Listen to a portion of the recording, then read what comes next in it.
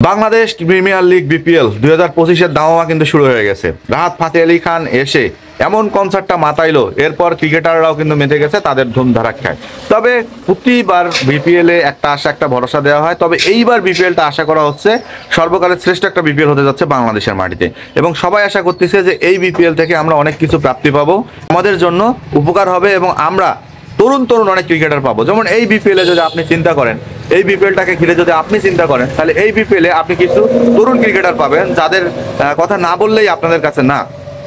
NCL টি20টা follow করছেন না, সেখানে আমরা জিসানকে দেখছি, আমরা আজিজুল হক তামিমকে দেখছি। অনূর্ধ্ব-19 এখনো পেরোয় নেই এই ছেলেটা।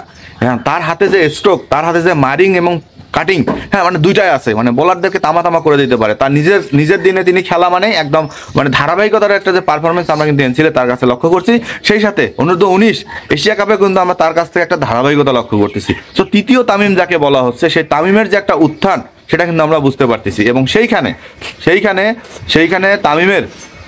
তামিমের জন্য রংপুর রাইডার্স কিন্তু উঠে পড়ে লাগছে। তারা চাচ্ছে তামিমকে দলে ফেরাইতে, কিন্তু বিসিবির কিছু একটা বাধ্যবাধকতার কারণে তামিমকে তারা এখনো নিতে পারতেছে না। তবে এটা শিওর যে আজিজুল হক তামিম রংপুর রাইডার্সের ডেরায় যাচ্ছে, এবং সেইখানে রকিবুল হাসান, হ্যাঁ মারুফ মৃধারা কিন্তু দল পাওয়ার জন্য উন্মুখ হয়ে আছে। এবং তাদেরকে ঘিরে, এই যে তরুণগুলাকে ঘিরে এরপরে জাকির আলী অনেক, তার প্রতি একটা অনেক এক্সপেকটেশন আছে, কারণ তিনি অলরেডি ওয়েস্ট ইন্ডিজ সিরিজে খুব ভালো খেলছে, এর আগের বিপিএলে খুব ভালো খেলছে। তবে এইবার বিপিএলে তার কাছে আমাদের প্রত্যাশাটা অনেক বেশি, যেমনটা থাকে আমাদের তাওহিদ হৃদয়ের কাছে। দেখেন তাওহিদ হৃদয় কিন্তু জাতীয় দলে ধারাবাহিক না, তিনি একটা ম্যাচ সেঞ্চুরি করলো, পরে আর একটা ম্যাচ যা সেঞ্চুরি করবে, এটা তার কাছ থেকে এখন আর আমি আশা করি না। একটা সময় আশা করতাম, তাকে ডিপেন্ডেবল ভাবতাম, তার উপর ডিপেন্ডও করতাম, কিন্তু এখন না, সে ডিপেন্ডটা নাই, কারণ তিনিও হয়ে গেছে অধারাবাহিক। একটা ম্যাচ ভালো খেললে পরে দুইটা ম্যাচ আর ভালো খেলতেই চায় না। মানে তিনিও হয়ে গেছে মানে বাংলাদেশের সব ব্যাটারদের মতো, যে আজকে একটা ম্যাচ ভালো খেলছি, পরের 10টা ম্যাচ তো আমি কনফার্ম। তো এই কারণেই তৌহিদ হৃদয় কিন্তু, তবে বিপিএলে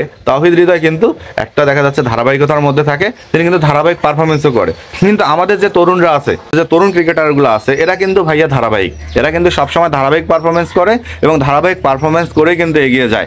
সেক্ষেত্রে আমি এইবার বিপিএলটাকে এই কারণে অন্যরকম ভাবতেছি যে এই বিপিএলের মধ্য দিয়ে আমাদের কিছু মারমুখী এবং বিধ্বংসী কিছু ব্যাটসম্যান আমরা পাবো, সেটা ওপেনিংয়ে হোক, মিডল অর্ডারে হোক বা লোয়ার অর্ডারে হোক। কারণ এইবার বিপিএলটার উইকেট থেকে শুরু করে সব কিছুই হবে আলাদা রকম, একটা অন্য রকমের একটা লেভেলের, যেটা বিসিবি সভাপতি নিজে বলতেছে।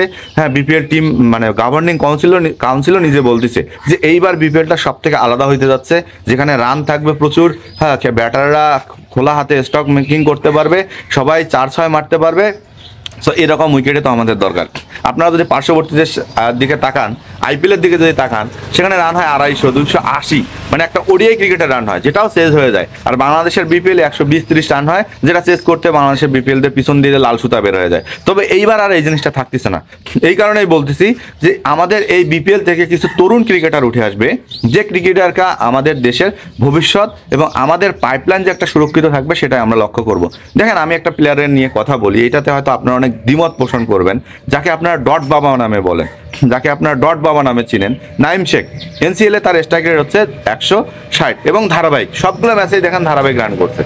একটা ম্যাচ ভালো খেলে পরের ম্যাচ কিন্তু খারাপ খেলে নেই। এই যে ধারাবাহিকতার একটা চাহিদা, এই যে খুব ভালো খেলার একটা যে চাহিদা, সেই সব চাহিদাগুলোকে নিয়ে তিনি যখন ভালো রান করছে, কেন ভালো উইকেট পাইছে, সেই ভালো উইকেটেই তারা ভালো খেলছে। কিন্তু মিরপুরের যদি উইকেটটা হইতো, তারা কিন্তু ভালো খেলতে পারতো না। তো সব দিক বিবেচনা করে বিপিএল যদি এমন হয়, তাহলে আমার মনে হয় আসলেই সবার থেকে এইবার ভালো বিপিএলটা উদযাপন হবে, এবং এই বিপিএল থেকে বাংলাদেশ কিছু তরুণ ক্রিকেটার পাবে, এবং আমাদের ভবিষ্যতের বাংলাদেশের ন্যাশনাল টিমে আমরা এমন কিছু ব্যাটসম্যান পেতে যাচ্ছি, যেটা হয়তো এই বিপিএল থেকেই তাদের উত্থানটা শুরু হবে। তো দেখা যাক কি হয়, এবং সেই সাথে আমাদের সাবস্ক্রাইব করতে ভুলবেন না।